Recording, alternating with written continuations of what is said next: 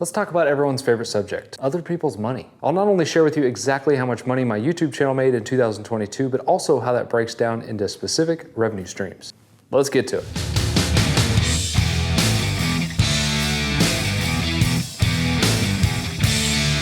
I've done one of these income breakdown videos every year for the past 4 years now. So if you need some bathroom break watching material, you can check out that playlist and see the evolution over the years. But as I state every year, the reason I'm doing this is not to gloat or show off or flex or otherwise be a jackass. I'm sharing this fairly private part of my life because I used to be curious. Not a lot of people, especially in this space, do this, so I think it's a way for me to give back, and I know there's probably a lot of other curious people out there. So I hope this helps lift the veil of YouTube, give you a peek behind the scenes, and show how tubers like myself make any money. Last year was weird. Looking back, I kind of think of 2022 as the tale of two halves, and here's why. In the first half of the year, I had a full-time day job, and I did YouTube kind of on the side as I had been doing for the prior 4 years. And I actually also decided to slow down the cadence of my video uploads. You see, prior to the start of the year, I made a video with a very clickbaity title called Quitting YouTube, in which I explained that I needed to really reevaluate my work-life balance. And I concluded that taking my foot off the gas might actually be the best way to do that. So from January to June, I only put out about 8 videos, compared to the typical 12 to 13 I would normally put out in that time frame. But in June, I also wrapped up an accidental product development cycle here on the miter saw trying to fix dust collection. And I say accidental because I didn't intend on spending 2 months doing it. But honestly, it fell directly in line with what I really enjoy doing, and that's the creative design process. Now, designing products and selling them wasn't exactly new to me. I was selling products and plans through my Etsy store for 2 years leading up to this point. But I felt like I struck a nerve with the woodworking community, in a good way, by addressing one of the most universal truths of the wood shop. Miter saws are messy as f***.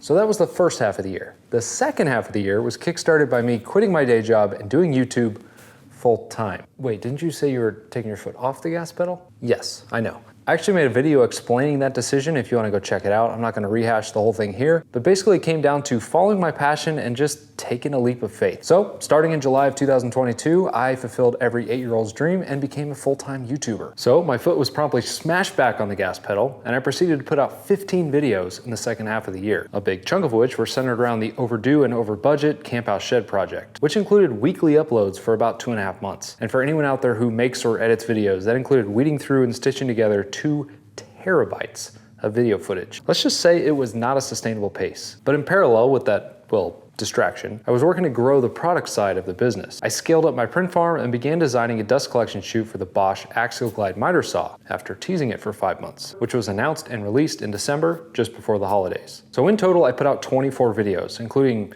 2 I removed because they weren't doing so hot. And this is compared to 25 videos I put out in 2021. In terms of subscribers, we started the year at 171,000 and ended at 221,000 for a gain of almost exactly 50,000 subscribers. That's pretty cool. Except it's actually less than the 55,000 gained in 2021. The total view count throughout the year finished at 5.5 million views compared to 4.2 million views the previous year. And September of 2022 marked 5 years here on YouTube.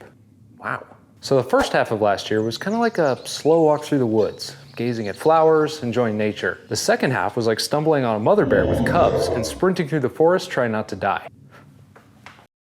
So before I dive into exactly how much I made, I'll first break down the income streams that I use to monetize my channel here on YouTube. Turns out there's tons of ways. This is just how I do it. And the first one is goods and merchandise, and it's basically exactly what it sounds like. I sold 99.9% of my goods through my Etsy shop, the Shop Nation store. But in 2023, that's changing. I'm proud to say that I now have my own online store that I built using Shopify, which is conveniently the sponsor of today's video. And Shopify isn't a website builder, it goes way beyond that. It's actually an online business builder. I actually started my online store journey by building it out myself. I was frankly shocked with how easy it was. But after a couple weeks of tinkering here and there and trying to squeeze it into my schedule, I realized that if I wanted my store to be great, I needed help. So I partnered with a Shopify expert who unleashed their force of programmers to carry out my wishes. And this is where Shopify really shines. See, it's an extremely popular online business platform. So just about every web development firm out there is fluent in it, meaning finding help is super easy. But at the same time, it's actually so user-friendly that I could have actually built it myself had I had the time. My decision happened to be purely time-based, but what I love is that when the web development firm hands me back my site, I can still get in there and tweak and modify things because the interface is so good. What's also cool is Shopify has a huge app store filled with tools to further enhance your business, like print-on-demand services, product reviews, and even social media integrations. So if you're interested in starting an online business, start today with a free trial by heading to shopify.com/shopnation.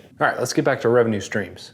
The second revenue stream is affiliate marketing. Now these are links to products that I share with my audience that are tagged to an affiliate account like Amazon. If you then decide to purchase items using those links, I, the affiliate, get a little bit of a kickback in the form of a commission or a percentage of the sale. Now the price to you or me, the consumer, is exactly the same, but this is an easy way to support your favorite creators. That's why if I watch a video, I always use the provided links because I know it helps them out. The third revenue stream is Google AdSense. This is what most people are familiar with and associate with YouTube income. When your channel gets to a certain size, typically 1,000 subscribers and 4,000 view hours, you can elect to turn on ads which are run by Google. These are the ads you typically skip through before the video and intermittently throughout it. Even my 3-year-old has gotten shockingly good at timing the skip ads button. But this income is actually a profit split between me, the YouTuber, and Google. The rate and actual earnings depend on a lot of factors like watch time and even video topic. And for context, the average rate an advertiser would pay to run an ad on my channel in 2022 was $22.86 per 1,000 views. Of that, my average RPM, or rate per 1,000 views, was $8.91, just if you were wondering what it is. And finally, the last revenue stream for me is sponsorships. These are most commonly pre or mid-roll ads delivered by the person in the YouTube video, like the Shopify ad you watched every second of. These typically involve a contractual agreement between me, the creator, and a brand or an entity representing the brand. They're essentially paying the content creator for the eyeball exposure of their audience. That's right,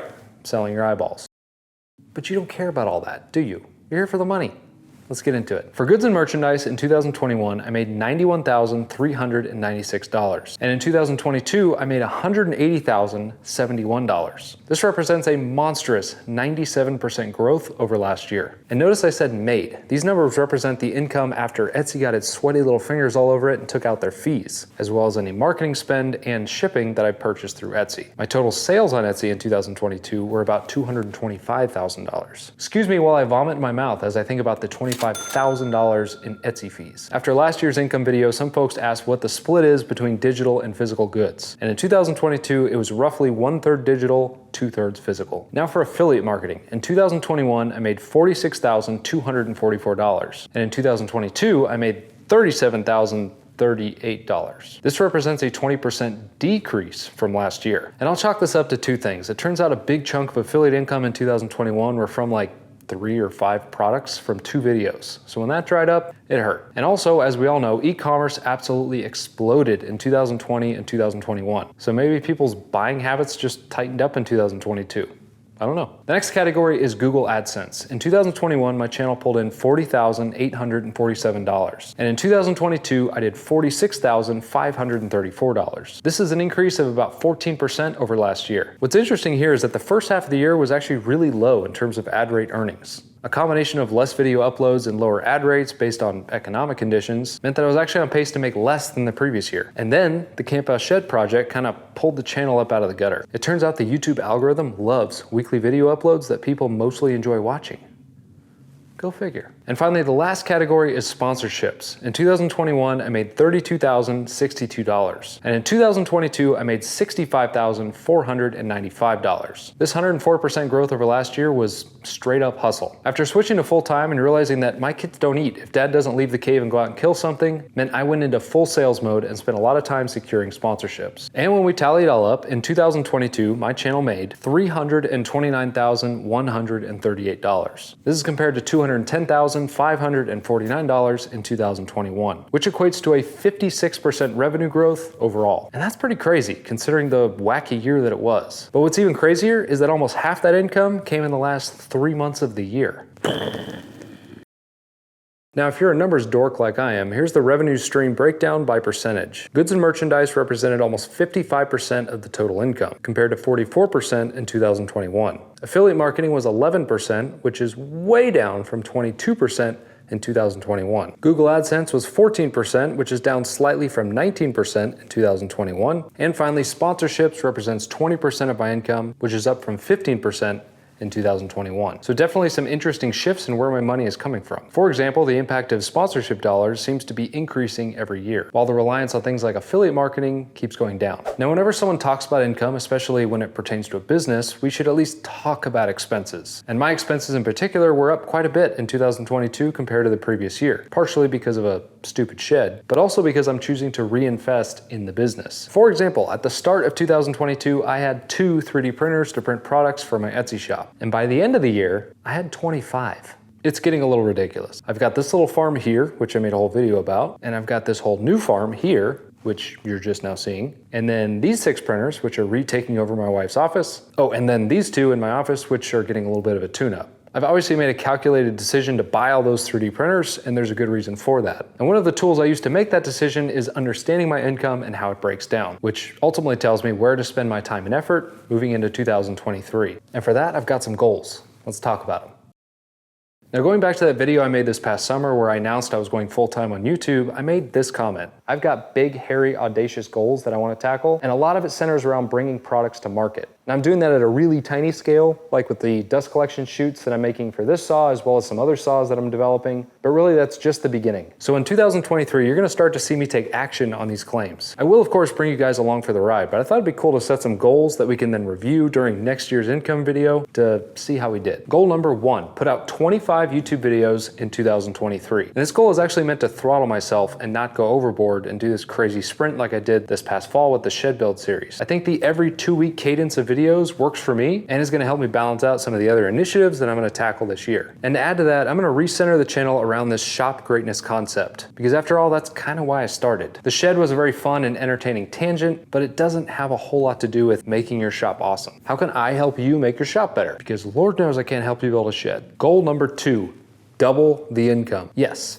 $660,000 in 2023. And I'm well aware that as numbers get bigger, they become harder and harder to double, but I think I've got a plan on how I want to do that. And a large component of that certainly centers around bringing valuable products to market, which help achieve shop greatness. And finally, goal number 3, more family time. As my wife can attest to, I put in a ridiculous amount of work hours this past year. Going into business for yourself almost always means you work more hours. As the old adage goes, why work 40 hours for somebody else when you can work 80 hours for yourself? And part of that was largely motivated by fear, but I think I've escaped the metaphorical bear that I was outrunning at the end of the year. So my goal is, of course, to push hard and do well for our family, but also like spend time with them, because that's kind of what's important. And side tangent, as an engineer, I hate that I'm making this a goal because it's not specific or measurable, but I'm hoping it's a reminder to take a breath and enjoy the ride. If you're not subscribed, go ahead and do that right now. You do not want to miss what I have planned. I mean, even if I go down on a ball of flames, it'll at least be entertaining, right? I appreciate you all. Have a great 2023, and let's get after it. See ya.